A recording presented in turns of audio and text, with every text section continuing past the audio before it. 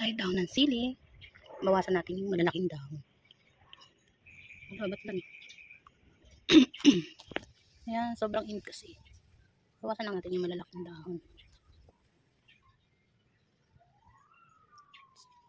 So, kaya may puti-puti yan guys kasi ang pinandidili ko dyan is hugas bigas. Ayan.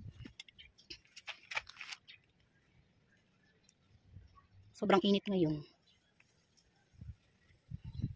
Kaya sila ay parang pagod. Ito, ang laki. Kunin ko lang naman yung malalaking dahon para mabawasan din yung bigat nila. Nung puno ba? Kasi masyadong mabigat siguro. Ayan. So, marami na itong bulaklak guys.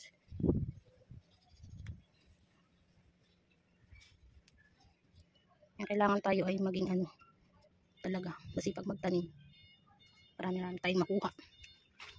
Katulad pala guys ng patola ko, nakuha ko na. Wala na dyan. Pero meron pa dito isa. Ayan, yan na lang yung naiwan. Ayan, nakuha ko na yung 3.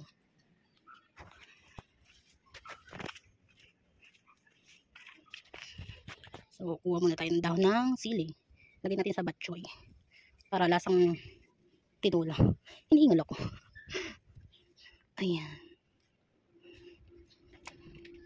Tsaka mahangin din. Siguro nabibigatan. Kinuha ko lang naman yung malalaking dahon. Siguro hindi naman sila masasaktan. Alam nyo ba, nalulungkot ako kapag may namamatay na halaman. Ewan ko ba. Ayan.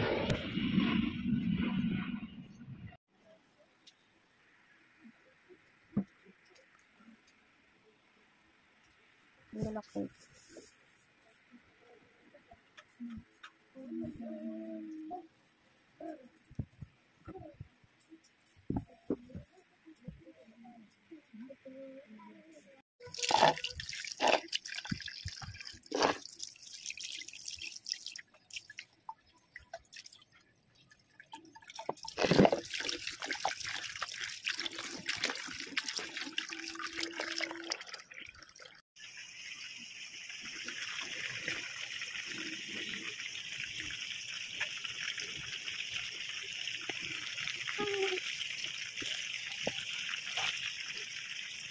Sumbong.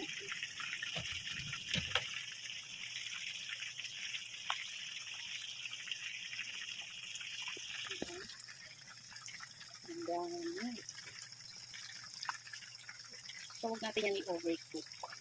Maganda is